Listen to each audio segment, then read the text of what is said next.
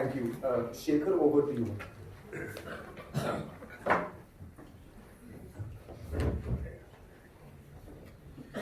Is this working? Is this working? No. One day we'll have a microphone in India that starts working. Is it working now? Much. I know this is a Saturday morning, and this is the appeal of the book and the author, that all of you are here. I'm particularly happy because one complaint I might have had with the legal profession is that most of you are now finding it so lucrative to make money by being lawyers or becoming powerful judges that our scholarship on law and justice had actually declined for some time. And that decline had begun to show also in the quality of writing, of not just of writing on law and judiciary in the larger debate, but also the quality of judgments as well. So this is not something, I'm a journalist, I say nothing off the record. Everything I say, I write, it's in public domain. So I did say, in fact, in a period, say between 2009 and 2015 generally, that the quality of our Supreme Court judgments had declined to a level where some of it was embarrassing and some of it was all this fabric. And thank God for the broad shoulders that our judiciary has, that I've gotten away with it. But it was a bit like A says this, B says this, but I think this. So that is not the way to do judgments. Lately you've seen a great deal of improvement in the quality of writing, how cogently argued judgments are. You can agree with them, you can disagree with them, but you can see a logical thread in there. So I think scholarship and judicial practice are both linked. It's very good, therefore, that we are having these books now that are bringing back some of these cases. Many of us quote these cases, Minerva Mills case, for example, Keshwanand Bharti, but a lot of people in the current generation don't know these in detail and don't know the import of this. So this is very important. Second, just a personal note. Since I've been around as a journalist for a very long time, there are moments when I really love my job. For example, I really loved my job when I was very young, but I got to write my first cover story for India Today in 1983 on Sunil Gavaskar, who was my childhood idol. Now suddenly to get to spend a week with him in Bombay and with his family to write this would not have happened if I was not a journalist. So this is one of those moments, because having been around a long time, I can also have journalistic relationships spanning generations. So when Justice Chandrachud, Senior Chandrachud retired, I was sent by India Today to do a pre-retirement interview with him. I think it was a 4 or 5 page, very candid interview, including a question about why he had turned out a young woman lawyer who was wearing jeans in his coat. And he said in that interview, I wasn't irritated by her jeans, but she had a comb sticking out of her back pocket, which I thought was inappropriate. And now I have the next two generations. The only other example that I quote, there are many other examples, the only other example in public debate like that I quote is that it was one day in the Indian Express when we had an interview with K. Subramaniam, an interview with Jay Shankar, who was then in the US, and an article from Dhruva, that is Jay Shankar's son. So we had all three generations featured at the same time. So once again, I'm very happy. And then I have Zia, who's been my friend. Every time a Baha'i gets hurt anywhere in the world, I'm among the people she calls. But she was very difficult to negotiate with at the other end when she was a tenant in our building in the Express. So I can tell you that she gives no quarter. Yes. Justice Sikri, he doesn't know it, but long before we had ever met or we had even come across each other or he even knew that I had anything to do with something, he gave justice to the Indian Express in a very problematic case as a judge. And that told us that there is justice in this country. Madhavi, I wish there were more bright, brilliant, and doughty women like you in the legal profession. Balance is being restored a little bit, but much too slowly. So I'm hoping for when legal profession will become like our newsrooms. We are now looking for men to hire for the sake of some diversity. So, thank you very much. And Justice Chandrachud, I know just that you are used to lawyers preaching, so I have no such act to find with you.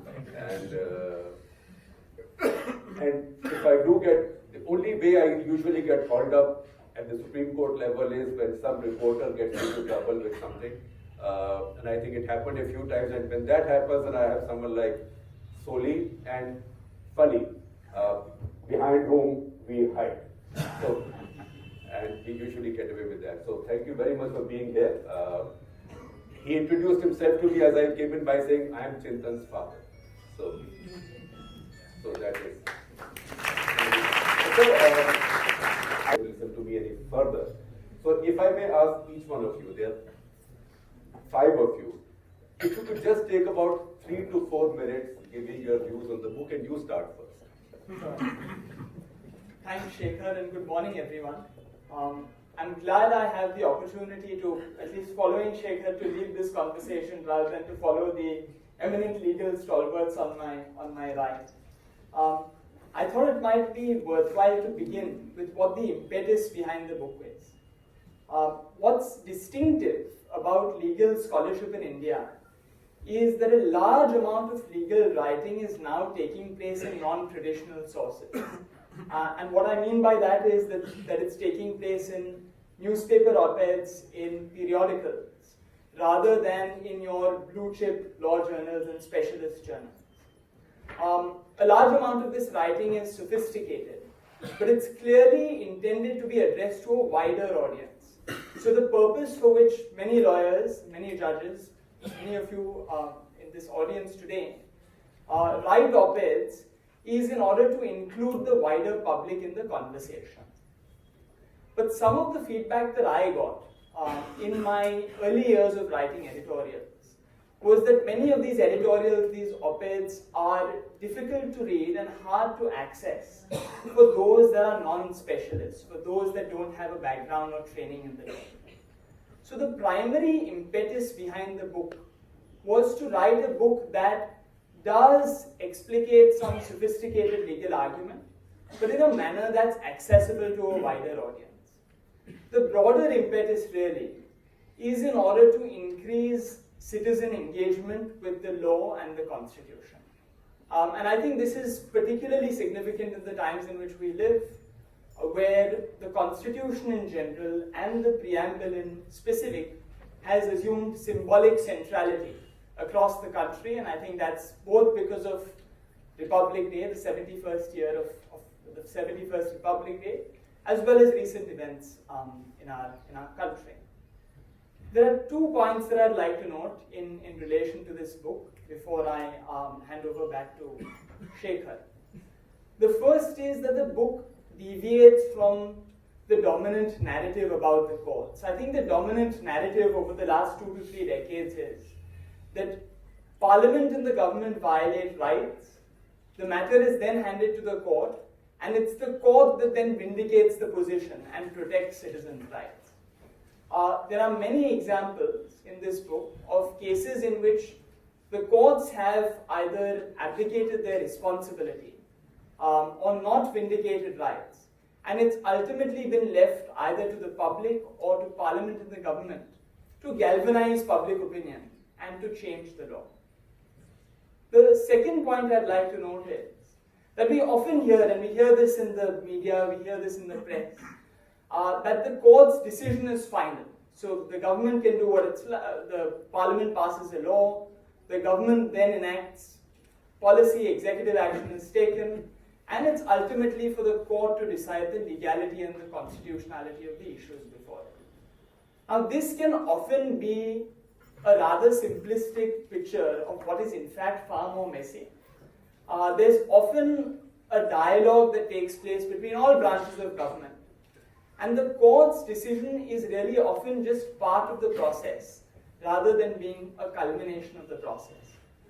And I think the important point to take away from this is that there is an important role for citizens to play, both in interpreting the laws and in particular the Constitution, at all stages of the process. citizens' role does not begin and end before the matter enters Parliament. It doesn't begin and end before the matter enters the court, and it certainly doesn't end by the stage at which the matter leaves the court. I'll leave it there. I'll hand over back to you, Shekhar. So I go to my right extreme and no recusals here. Take some time. What is it that you find interesting in this book? And what is it that you find important? And what is it you disapprove of? Well, before I answer that question, I must confess that there may be some ground for recusal if I were to actually write an opinion on the book. I have some shares in this company called Chintan Chandrachud. A little bit of the DNA and a little bit of the... Well, I think the most important thing today is something that Chintan began by highlighting, that there's an amazing amount of legal scholarship on the law, which is being written about by a hugely talented group of young people.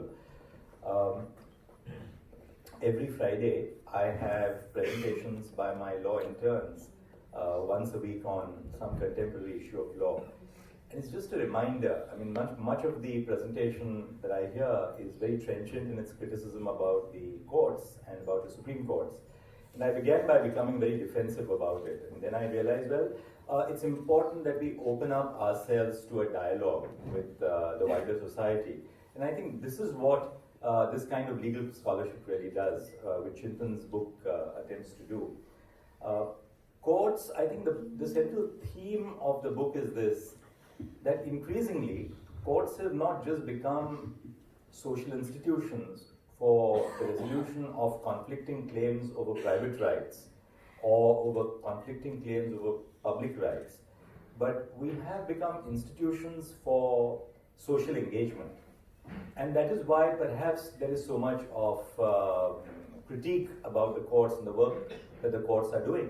Because it's not really just about resolution of individual cases, but these institutions have now become focal points of a social dialogue.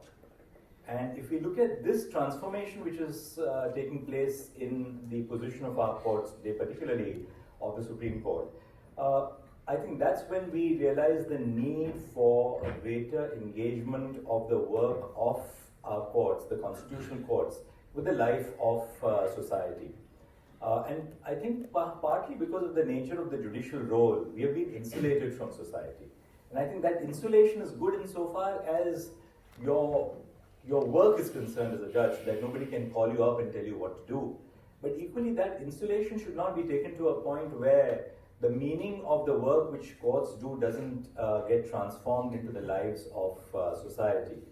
So the book is not really just a book for lawyers, for judges. It's written in a very simple style. And the idea of these books, there have been a host of books which have come in through the last year. You have Gautam Bhatia's Transformative Constitution. You have Rohit Dey's The People's Constitution.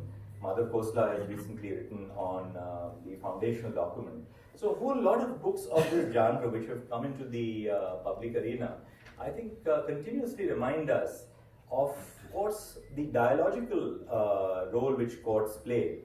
And it's dialogical, unfortunately not diabolical, but it's because of the dialogical role that we play which opens us up to this social dialogue as a part of this wider constitutional socio-political institution. And I think that's the theme of the book. Sir, Justice Sikri, take understanding to common people or not? Or has it become less esoteric and less accessible, or more esoteric and more inaccessible? I think the answer to this question would be yes and no, both. If you see it from the public's point of view, the way people and particularly the common people think about the judiciary, I remember in England there was one, I read it because this was a book, it is called Like We Have Our Judicial Academies. They have Justice Study Board. Now it has changed to some judicial college, the nomenclature has changed. And they had done some research many years ago and had asked people about what is your perception about the judiciary. And the phrases or the adjectives which were used were daunting, intimidating, and very hard to go to the court, and the experience is really traumatic. So, when it comes to access to justice, insofar as many times many people they think that, look, if we have some cause which we have to bring it to the court, it is not easy job. Still, that may be largely the feeling. But at the same time, I would say that is why I said in the beginning, good and yes and no both, that things have changed in last 20, 30 years or maybe 40 years ago when I joined the profession. There have been a lot of reforms in this behalf, that how to give access to justice. Not only the courts have taken many steps, even the government has taken steps and towards legal aid, etc. Now, that is my response, but I will say something about the book as well, as that was the question which was asked. Apart from what son and father has said about this book, of course, Chintan knows more. He is the author, he is the father of the book, so therefore he knows about his child more than anybody else. What I found was, first my comment would be, it supplements and complements Zia's book, the 10 judgments which changed India. And the 4 topics which are chosen, politics, gender issues, religion, and national security. I admire for that, because these are the issues which remain valid even today, and it will remain valid for all times to come. And these are more relevant today in today's times, what is happening in this country. And another thing which he said was that, look, on such issues, Supreme Court keeps giving, or even the High Courts, they keep delivering the judgments, and they have far-reaching implications insofar as general public is concerned. But public should know what the Supreme Court or the High Courts have decided in these judgments, and therefore it should not be in a legalistic manner that it should be, and that is what this book aims to achieve. And the storytelling method which he has adopted, it's just like you are reading a novel. And it is not confined, he himself said, it is not confined to what the Supreme Court decided. But then he says, even before the case lands up in the court, a particular case, which 10 cases he has discussed, what happened before that, what happened during the proceedings, and what happened even after the judgment, and how there was debate in public, and the kind of research which he has done in finding out those debates which appeared in the newspapers, in magazines, etc. It is really, really very admiring. But more than that, as far as my one comment would be, that the book gives this message as well in respect of these 4 topics which I have seen, I have told, that the judgments were given, 10 judgments which he has chosen. These topics keep arising even today, whether anything has changed during this period, or like a judgment as far as politics on that judgment, which you have said, that relationship between the, in Keshav Singh case, judiciary and the executive, what is the position today? Gender justice, which when you said that Mathura case, what was the psyche of the judiciary at that time, whether anything has changed till date. So these are really, really some of the aspects which need a lot of introspection and lot of debate. And that is the debate which this book should and would generate. Accessibility. Now that personally, I was more interested in the section on national security, because on many of those cases, I as a reporter was at the other end of the spectrum, because I was seeing what was happening as a result of terrorism on the ground. So I might have seen it differently from how you might see it in Delhi, when you are immune from all of that. So Madhavi, you talk about the book, but let me also ask you, do you sometimes get the feeling that people who decide on these things, say in Delhi or wherever, who are far away from where the action is,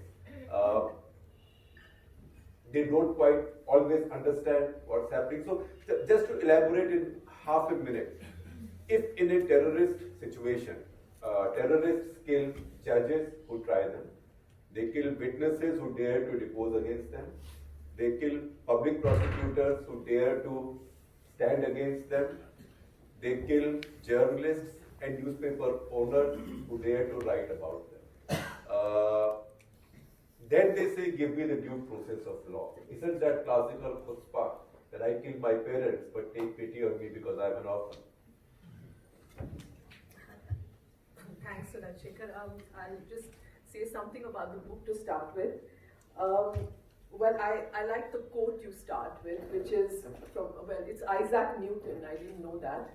If I have seen further, it is by standing upon the shoulders of giants.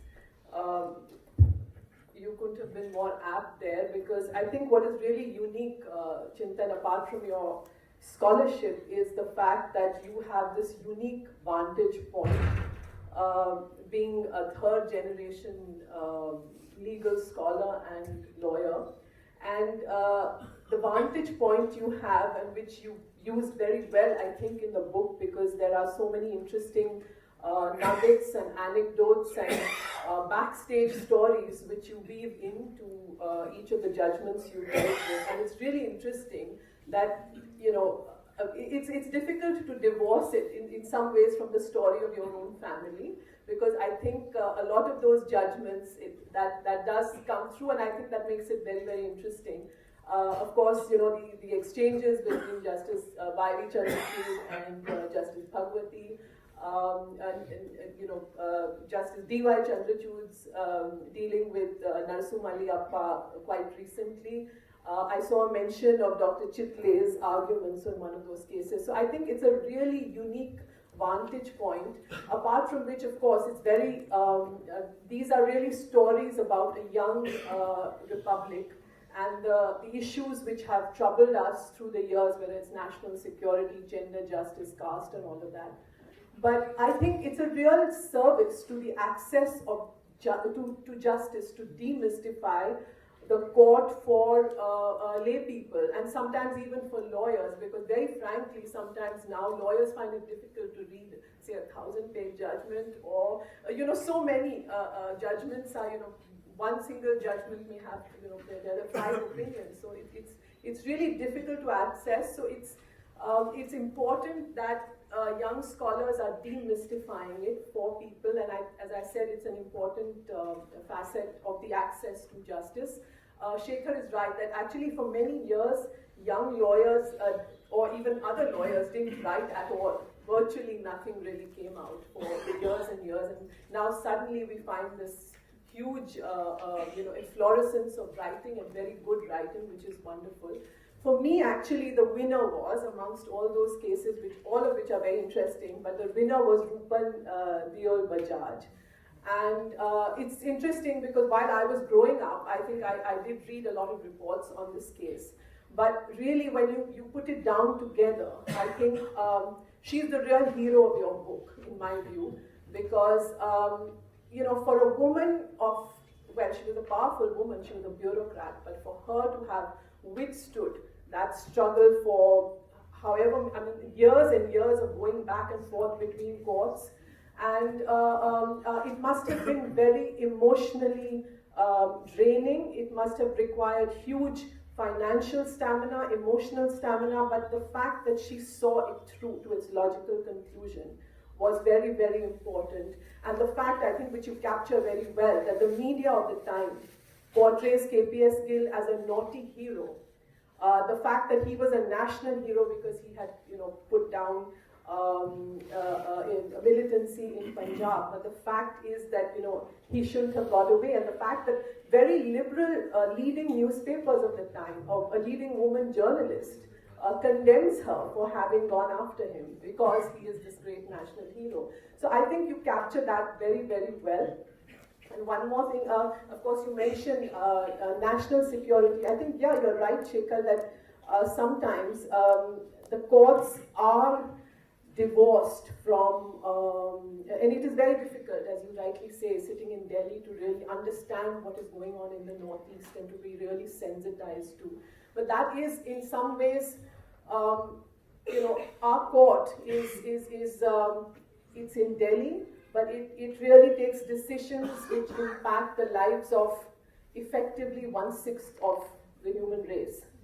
On a very, very wide range of issues, and which is why perhaps in NJAC the argument was raised, do we need so-called, they were called eminent persons to be able to, have a say in seeing whether judges are not just, selected by judges alone with, legal knowledge, but it's also, are they active, are they sensitive to society as a whole? So that was an important issue, and I think you're right there.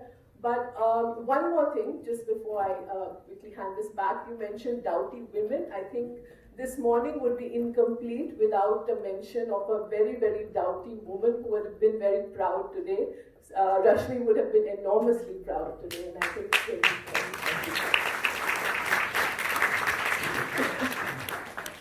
Person goes to court. An audit person, the trial stage does not have a lawyer like you or Mody. Doesn't have a judge like him, doesn't have, or many others, doesn't have a scholar like him to analyze those orders. But what gets written at the trial stage is what lasts. Because again, most people don't realize that unlike in the movies, no fresh evidence comes in appeal court.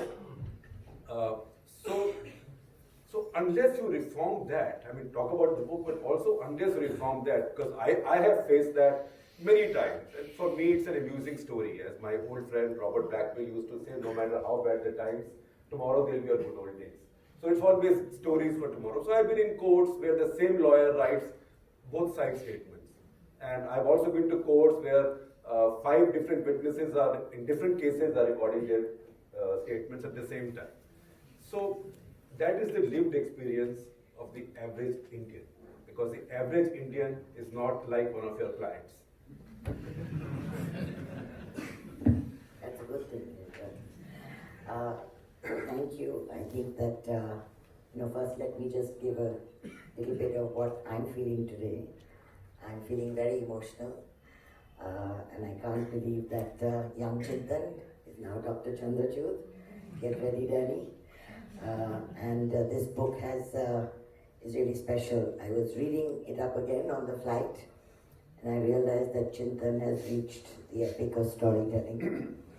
I remember when Chintan virtually wrote my book, Justice Sikri, just so that you know, Shobha Day came and said, darling, you just have to write this book. And I said, I have no time to write any book, Shobha. She said, no, you just have to. We've decided and you will write it. So I looked at Chintan and I said, will you write it? So he said, I can't write a book. I said, well, do the most of it. So Chintan, as you say, Justice Sikri, really went back into what compelled a case to come to the stage that it did. The cases that went before them to reach where the Supreme Court decided. And really whether the Supreme Court later on reviewed, ignored, winked, turned a bit of a blind eye, or what the government did in response to the case. I think really the fascination of this book is the storytelling part of it, so well researched. And it makes you think. I mean, when Chintan says the Supreme Court failed Mathura, you wonder where the Supreme Court will be today, and we look to some of our stalwarts there to make sure that they don't forget Mathura. But there are so many historical stories that we forget. And there are so many wonderful interjections. So when you say that, your hero is who she is, I thought of Indu Jai Singh, who was busy defending her. And, I think that she must have provided a lot of soul food for her to sustain in these difficult times. And then when you see the Sarkar case, and you see Ashok Desai out there pulling his punches, and we have in this audience people without whom many of these cases, Chintan, may not have reached the state where they are. My father, family, KK, just to name a few. And I think what really touched me about this book was Chintan's legacy, as you say, He is happy that his grandfather took the opportunity in Minerva Mills. He also says his grandfather lost the opportunity to review the case that Upendra Bakshi asked him to. And I think it's a wonderful story of a family that has survived many generations of legal scholarship. I think in terms of your point, Shekhar, the reality is the reality. We cannot deal with the access to justice, which allows a lot of us to approach the court, with the corresponding problem of the lack of judges, the continuing education of these judges. And the hope is that just like in the Minerva Mills case, where it was just simply about a bank being nationalized, got woven into a very different story by the people who ultimately argued it, by Mr. Palkhiwala, where the first case of Chintan's, where it was a rowdy pamphlet clearing judgment case, which then ultimately led to a clash between the institutions. So I can say I don't think there's an eternal solution, but I do think there's an eternal hope. And I think what Chintan's book does is he reminds us of the forgotten failures as also for the forgotten successes. So well done. Person goes to court. An ordinary person, the trial stage does not have a lawyer like you or Mody. Doesn't have a judge like him. Doesn't have, or many others, doesn't have a scholar like him to analyze those orders. But what gets written at the trial stage is what lasts. Because again, most people don't realize that unlike in the movies, no fresh evidence comes in appeal court. So unless you reform that, I mean, talk about the book, but also unless you reform that, because I have faced that many times. And for me, it's an amusing story. As my old friend Robert Blackwell used to say, no matter how bad the times, tomorrow they'll be a good old days. So it's always stories for tomorrow. So I've been in courts where the same lawyer writes both side statements. And I've also been to courts where 5 different witnesses are, in different cases, are recording their statements at the same time. So that is the lived experience of the average Indian. Because the average Indian is not like one of your clients. That's a good thing. Thank you. I think that, first let me just give a little bit of what I'm feeling today. I'm feeling very emotional. And I can't believe that young Chintan is now Dr. Chandrachud. Get ready, Daddy. And this book is really special. I was reading it up again on the flight, and I realized that Chintan has reached the epic of storytelling. I remember when Chintan virtually wrote my book, Justice Sikri, just so that you know, Shobha Day came and said, darling, you just have to write this book. And I said, I have no time to write any book, Shobha. She said, no, you just have to. We've decided and you will write it. So I looked at Chintan and I said, will you write it? So he said, I can't write a book. I said, well, do the most of it. So Chintan, as you say, Justice Sikri, really went back into what compelled a case to come to the stage that it did. The cases that went before them to reach where the Supreme Court decided. And really whether the Supreme Court later on reviewed, ignored, winked, turned a bit of a blind eye, or what the government did in response to the case. I think really the fascination of this book is the storytelling part of it, so well researched. And it makes you think. I mean, when Chintan says the Supreme Court failed Mathura, you wonder where the Supreme Court will be today, and we look to some of our stalwarts there to make sure that they don't forget Mathura. But there are so many historical stories that we forget. And there are so many wonderful interjections. So when you say that, your hero is who she is, I thought of Indu Jai Singh, who was busy defending her. And, I think that she must have provided a lot of soul food for her to sustain in these difficult times. And then when you see the Sarkar case, and you see Ashok Desai out there pulling his punches, and we have in this audience people without whom many of these cases, Chintan, may not have reached the state where they are. My father, family, KK, just to name a few. And I think what really touched me about this book was Chintan's legacy. As you say, he is happy that his grandfather took the opportunity in Minerva Mills. He also says his grandfather lost the opportunity to review the case that Upendra Bakshi asked him to. And I think it's a wonderful story of a family that has survived many generations of legal scholarship. I think in terms of your point, Shekhar, the reality is the reality.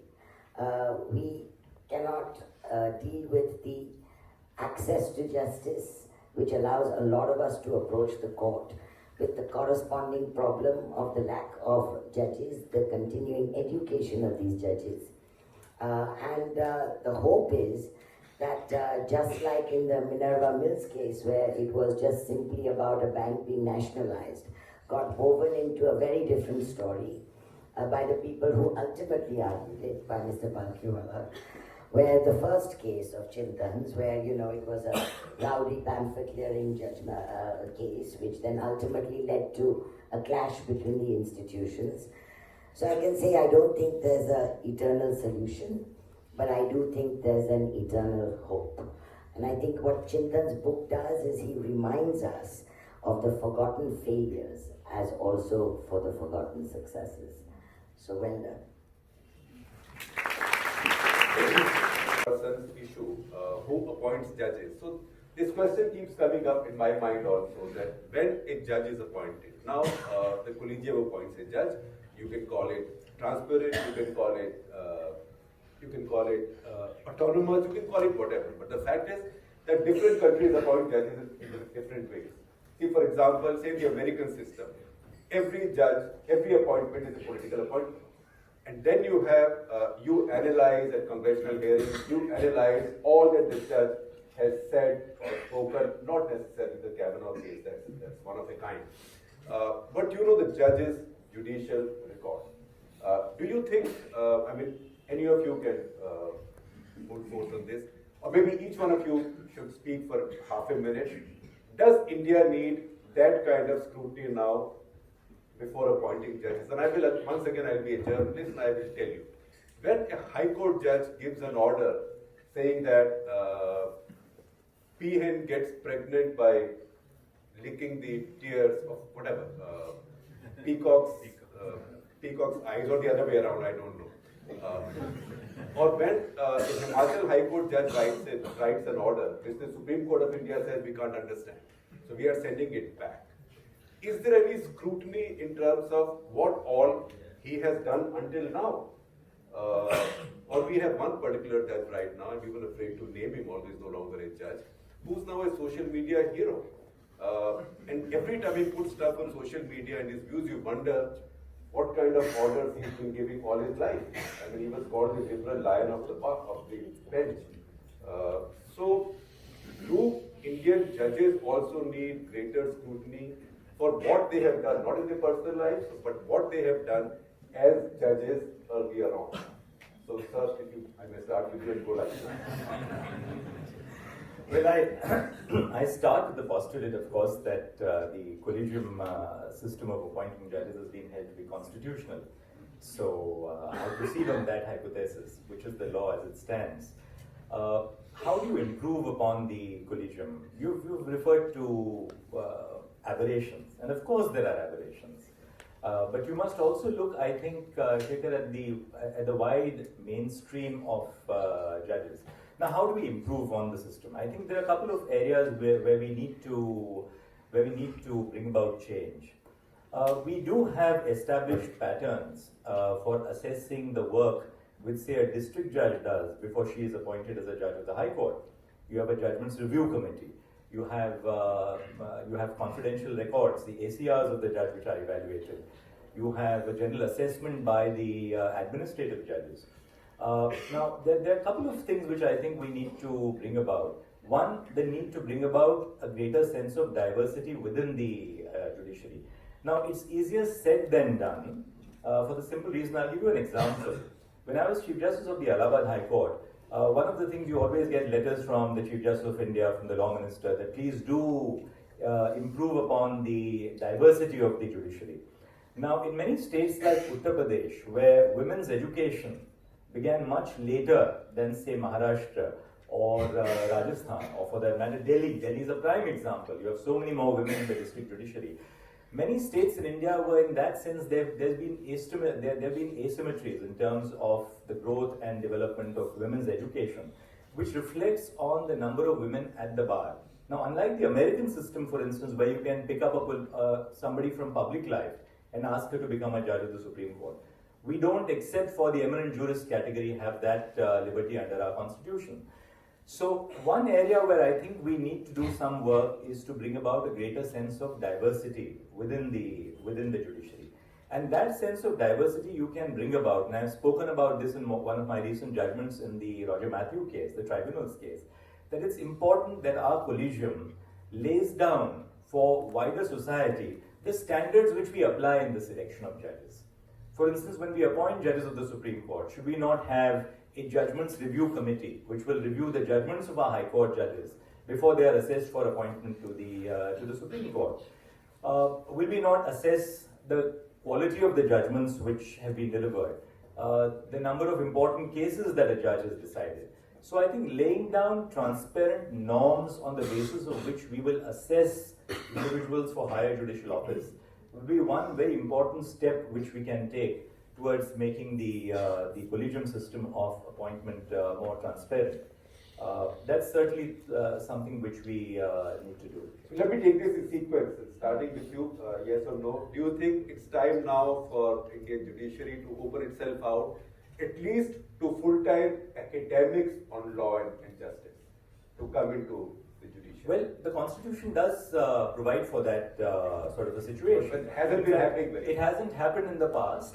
I know, not even once. Not even once. I know that, one or two people came very, very close to being elevated as judges of the Supreme Court. But another thing which we should do, I think, is that we look upon judgeship as a sort of a career choice, a lifetime choice. We always joke that once you're a judge, you're always a judge for the rest of your life. I think we need to think out of the box. Why can't we bring into the judiciary people who will come in for shorter periods And go back to and go back? You are doing that now in government. You have lateral entry into the government at very senior levels. Why do we have to believe that when you will recruit a judge as a district judge at the age of 20, or as a civil judge junior division at the age of 25, that person will continue all the way to 62 or 65? Why don't we think of bringing in lawyers, for instance, on short-term appointments to the High Court, say 5 years? So the lawyer who, say, a top lawyer from the Delhi High Court who hasn't become a career judge will come in at the age of 50, work not in the Delhi High Court, work in the Bombay High Court, work in, say, the Gujarat High Court, work for 5 years and then go back to the see the picture from both sides. So Zia and Madhavi, you are people with lucrative legal practices. Will you make that supreme sacrifice for the nation and corporate government salary for 5 years? Zia, I know her answer. I don't fall into that category of a lucrative practice. My only client at the moment is the government. Not at this point. Zia?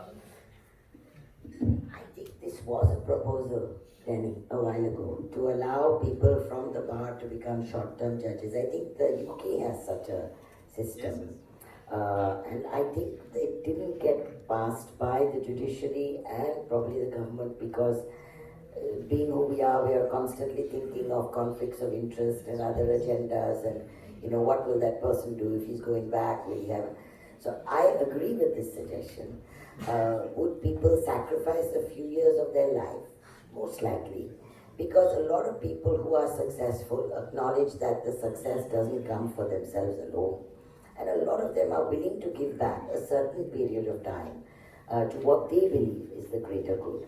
It's like private practitioners are open to joining SEBI on a revolving door basis, provided they have access to the real world again outside.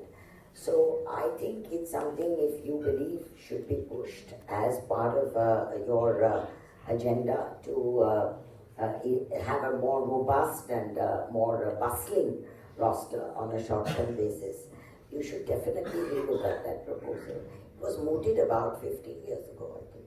So you think it's a good idea? Because, sometimes do you think the judges or the judiciary self-flagellates or confines itself into bunker too easily? Look at the lawyers who become law ministers. They become law ministers, they are full-time politicians, when they're in power, they become ministers. They go back, they become lawyers, then they are practicing the course of the same judges that they might have been party to appointing, or they might have been party to not allowing the elevation of. So if the political class can handle it, and you can accept it on the political class, then why deny it to your own community, professional community? I think on that everybody would be unanimous that it's a good, brilliant idea. And I remember Zia, when she was saying that it was mooted here, Soli, Wali, and even I think KK, they offered. Am I right, sir? I think they offered at one particular point of time, 15 years ago or 20 years ago, that we are ready to come for 2 years, 3 years, and then go back. So if and at those times the practice was at the peak, and only thing is, and maybe it's I would say that a very the thought process may not be correct, and the main problem was conflict of interest, which can be taken care of, and the things can be started at least at High Court level, the way Justice Chandrachud suggested, that from Delhi a person can go to Gujarat or Bombay and then come back. So the conflict of interest situation would not be there. Is concerned. Of course, Justice Chandrachud, very rightly, because he's still a sitting judge, and he said that since there is a judgment, he'll proceed on that presumption. But I'm not a sitting judge any longer, so I can say that it needs reconsideration as far as this system is concerned, and whether India is the only country where judges appoint judges. That is one. Then presuming, actually maybe on papers and going by Indian conditions, it may be one of the best even today. But in its working, again, Dhananjay in a very subtle manner accepted the fact that the collegium system may not be working that efficiently today, and it needs changes. He has said in two judgments, one judgment which he quoted, and other judgment he and Justice Sanjeev Khanna was sitting there, on where CGI is now, office is subject to RTI. There also lot is said about, of course it was in the context of whether when this process is undertaken for appointment of judges, whether it should be made public, etc. or not, and public interest on the one side and the right to get information on the other side. In the whole process, both of them have discussed. At the end of the day, let me be very frank and blunt by saying so. What Shekhar, you said about that, how we get to know about the, as far as a particular judge is concerned, from High Court to Supreme Court if he has to come or she has to come, or from District Court to High Court. As Dhananjay also said that, yeah, we have the process of evaluating their judgments, etc. But still, I would say most of the time we go by our impressions. It may not be a scientific study made about a particular candidate, if the candidate is chosen from the bar or from the bench when it comes to Supreme Court. And the collegium goes by this, and therefore many times those may be aberrations. Those who are taken, they may not be deserving, and many times those who are deserving are left out.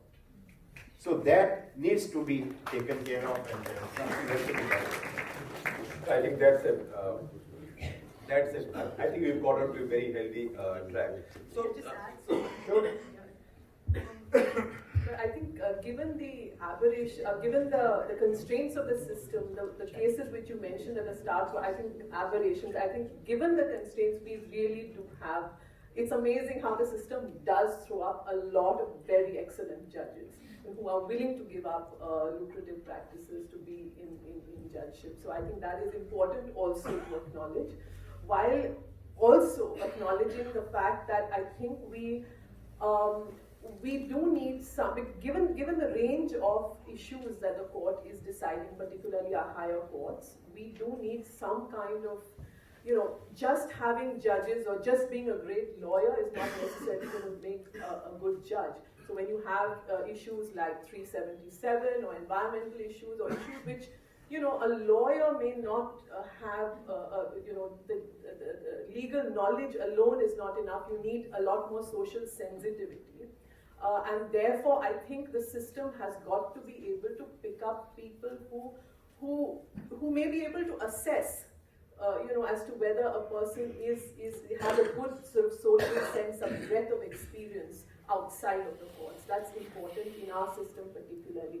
And when we talk of diversity, I think, particularly when it comes to women, it's interesting that a couple of weeks ago, I met a senior counsel, a woman, who mentioned that she had missed out on judgeship because she spent the first several years, being a stay-home mom because she wanted to be with her child. And then by the time she got into practice and did very well for herself, it was just too late. So should the age be the same for men and women if women have families? How are you going to take care of that? And we may be missing out on some very good candidates because we don't take that into account. It's a very valid argument, so I will use the opportunity also to slip in my consistent opinion for a long time that it's 62, 65 is too early for judges to retire.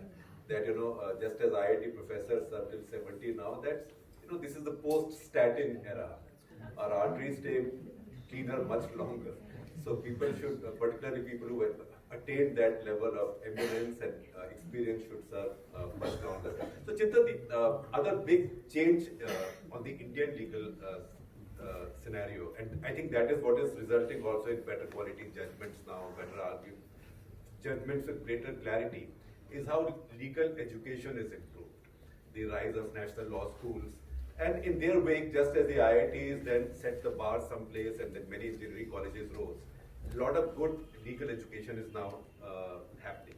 So how much of a contribution is that making to this change right now? Because even journalistically, we look at a judgment and we make up our minds very quickly because we find it forbidding to read judgments. Now, Sabrimala judgment is an example. The moment Sabrimala came out, everybody said, "Oh, what a strange judgment that all the men have voted on one side and the woman judge has voted on the other side." But it's only when you read her order, dissenting order, I just thought this was one of the most beautifully argued judgments because she was not looking at it in gender sense. She was looking at it in the sense of, "Tu kaun mein kham kha? What's your problem?" Right? You are an interloper. And the point was that then anybody will then muscle his or her way into any other faith issues and there'll be a free-for-all. It was a very well argued judgment, but most of us normally would not have read it. So I was privileged because I had young law graduates who are now working as journalists who could point this out to me. But you think we are now seeing that change? We're seeing scholarship come back into judicial practice? So Shekhar, before I get to that, I will respond to your question. But before I get to that, I can't resist but comment very briefly on the NJSC and take off from where Justice Sikri left it. And I should emphasize that this is my personal opinion. Shouldn't be attributed to anyone in the family. But my view is that a large number of both sitting and retired judges had taken the view that the collegium system simply wasn't working. And the best demonstration of this was that many leading advocates were refusing to take up judgeship, and many leading high court judges were not being elevated to the Supreme Court. And I think there are two important things that we need to remember about the NJSC. One is that it was the product of a bipartisan consensus. Remember, this was not one of those statutes where the opposition staged a walkout or where the majority tried to push through parliament. The second is that it's also interesting to think about the fact that the court didn't give an opportunity for the NJSC to play out in practice. And if you consider many of these the judgments that I look at in the book, for instance, take the national security cases. There is a gap of a decade, often 2 or even 3 decades, between the legislation coming into effect and the legislation being challenged and the challenge being considered by the court. Now, what's the benefit of that? The benefit of that is that you not only have the experience of what the law says, but you have the lived experience of how the law has operated in practice. So I think the court may well have chosen to do one of two things. To one, give it an opportunity to play out in practice and see how things transpire. And second, there could have been some amount of remedial creativity. I mean, typically we always assume that the court just has two options, uphold or strike down. But in practice, really there's a spectrum of options available to the court, and it can strike down with reservations, uphold with reservations, and the like. Coming to your question, Shekhar, the national law schools, the emergence of the national law schools has undoubtedly made a difference to the availability of solid legal scholarship in India. And you see this being reflected in the judgments as well. Because it was very common until perhaps even 10 years ago for Indian Supreme Court judgments either not to engage with scholarship at all or to engage with scholarship predominantly from overseas. I think that's now beginning to change because you often have judgments that are engaging not only with international and foreign scholarship but also with domestic scholarship. I still think that there's somewhat of a problem here, which is that not enough of the best candidates are being attracted to academia within India.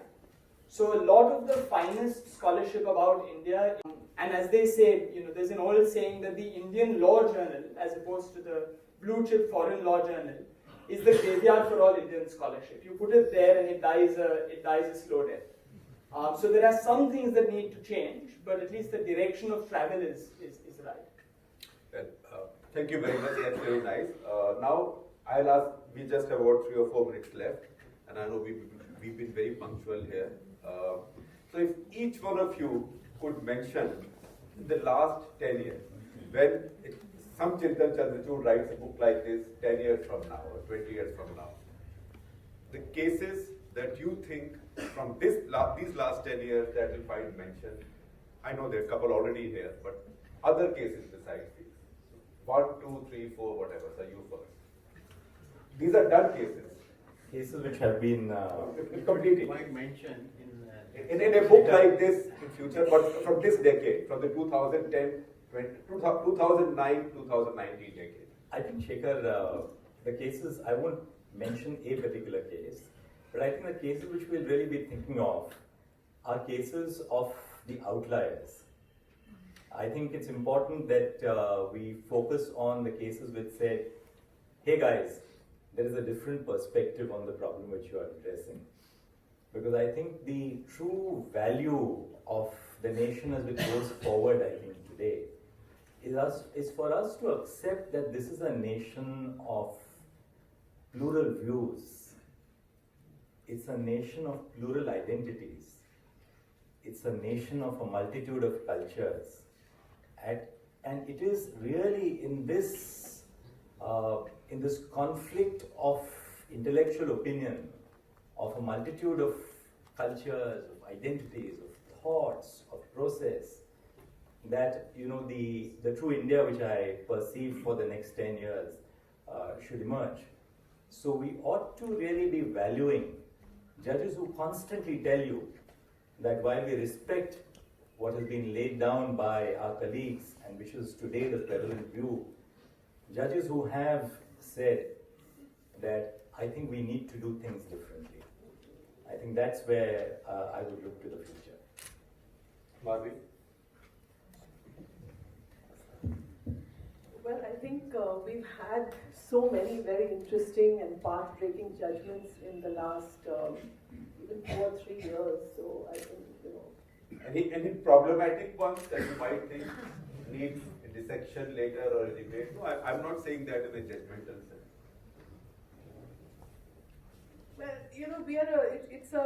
Well, it's a court which doesn't necessarily speak in one voice. That we must acknowledge. So we don't know. It's very hard to predict what's going to happen. Shabrimala is going to be heard again shortly. So that is going to be an exciting one. Of course, Ram Mandir, Triple Talaq, these are really matters of moment. 377, I think these are real epoch-making judgments at a certain level. So, and let me also add one more question, which is that, say, in a country where judges' appointments are political, like say America, you know how a judge or how a Supreme Court will rule on a certain issue.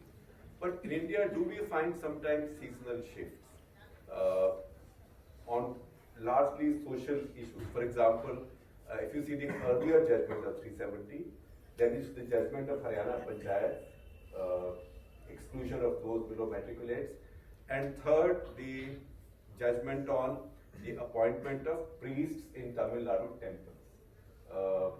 Now, one judgment has been overturned within a few years, within 3 years or 4 years. Other two, I suspect, in the course of time will be questioned. So, do you find a kind of a flavor of this season in the way Supreme Court speaks out on these issues? I think it has always been there. That is one lesson which we learn from the book which is authored by Chintan, and we are doing Chintan about that. And today in this, there would be one trend is there. As we know, the society changed, societal norms changed, and therefore the Supreme Court is, or even the High Courts, are much more liberal in their approach towards these rights of the people, and when it comes to what was the position about 20, 30 years ago. At the same time, it all again depends upon, as it is said, if there are 14 benches in the Supreme Court, there are 14 Supreme Courts. So it would depend upon, and that is one reason if you see what is happening when, which you rightly commented, a particular judgment delivered today, even within 1 week or 10 days, either in a review or otherwise, it would be referred to larger bench, that issues. And two cases which are pending here, which it said that the Sabrimala case is there, Aadhaar on one money bill is again referred to the 7-judge bench, and let us see what happens. And what I feel is that as Madhavi rightly pointed out, in last 3-4 years, many path-breaking judgments have been given.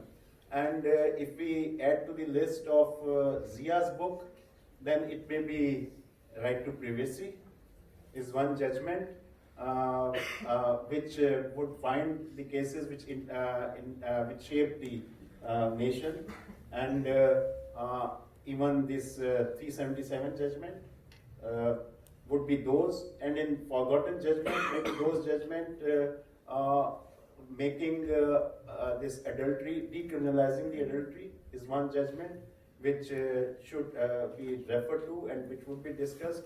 Yes, as far as issues in Sabrimala are concerned, they may be debated and discussed irrespective of whatever 7-judge bench also says for a long time to come. Zia, which cases, besides the ones that you have listed and he's listed? So, very quickly, I think that, what I would be looking for the Supreme Court to do was to take every available opportunity to look at the gender biases and to use their jurisprudence to reshape thinking genuinely on the judiciary and therefore the citizenry at large. I think if we still look at what we have today, there is an unconscious bias. And how do we really change that? That is something that I would look forward to in the next 10 years. The trend has started. Danny always says she, but Danny is only one of very few. So the next thing that I would see is, our educational institutions, as you say, Shekhar. The reservation issue is a constant struggle. Competence versus capacity building. How do we really draw the balance if we are to become a nation which gives access to students of competence? That is one. And then the last one I would say is national security, which is close to your heart. Chintan's cases talk about whether national security is a theme where the judges freeze a bit, go into chill mode, and government uses it as a get out of jail card for them. I think I would like to see in the next 10 years that balance becoming better. So if you look at the Tada case, ultimately it just died a natural death, not because of the Supreme Court, but it had outlived its 10 years. So how is that dialogue going to really come out in the future? We are a democracy. Chintan, your next one. So, I can think of two sequels to this book. One of them is The Cases That India Forgot, Part 2, in a decade from now. And the other is The Cases That India Forgot to Decide. And let me start with the first one is, and my concern is, that the right to privacy judgment, which is perhaps the most significant, the most canonical judgment over the last decade, will be forgotten and will not be implemented in spirit. And the right to privacy judgment is one of those unique cases where everything is at stake. It's whether a fundamental right to privacy exists, but also on the other hand, nothing is at stake because there's no issue or list for the court to decide. And my concern is that the lofty principles and significant principles articulated in the court's judgment will not be applied robustly in practice.